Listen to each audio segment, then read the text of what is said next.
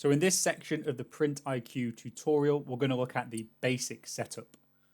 So in this section, we'll learn how to set up our Connect PrintIQ plugin to allow the exchange of data between the two systems. So our PrintIQ plugin is a paid module, so if you are interested in purchasing it, then please reach out to support or sales and they can provide you with the pricing and get you set up with the system. What we're going to do first of all is actually enable our PrintIQ plugin. This is assuming you've gone through the purchase process already, so it is available on your system. So if you log in as either a storefront or a platform admin, it doesn't really matter which one you log in as. However, you will need to set the PrintIQ plugin up on a storefront by storefront basis. So for example, if you were logged in as your platform administrator, it would only activate the settings on the storefront that you have currently selected.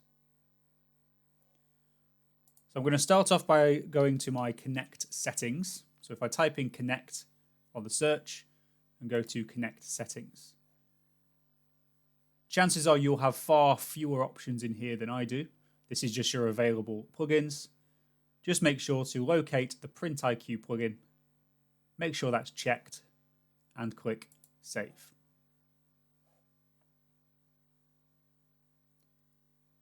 Next, we're going to go to our Connect plugin settings. So if I go to Connect again, the other option there is Connect plugins. That will give you a list of all of your available plugins. Again, the list you have will likely be much shorter than this. And for each of those plugin options, where applicable, you've got the option to configure the plugin, and you have the option to check the connection to that plugin. We're interested in the PrintIQ plugin, so if I locate that in my list and go to Configure.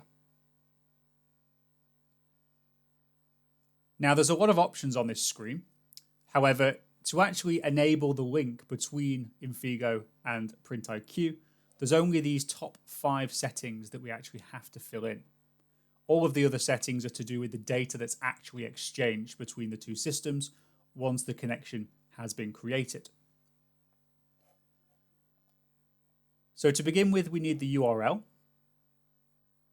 So this is your PrintIQ instance URL. You can just copy and paste that in there. And then we're looking at our V0 credentials. So we have our username and password. So that could just be a username and password of any user that's on your PrintIQ account. There's no requirement to use your own user login. Many PrintIQ integration users create a separate user on their PrintIQ instance specifically for use with integration with Infigo. You then have the application name and the application key.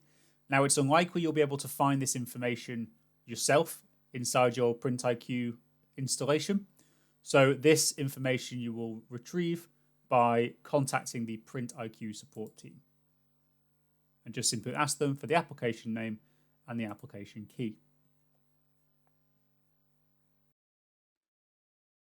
So in this instance, we've filled out the 5 items of information that we need to get from our PrintIQ system to link to it. I simply save and then go back to my plugin list.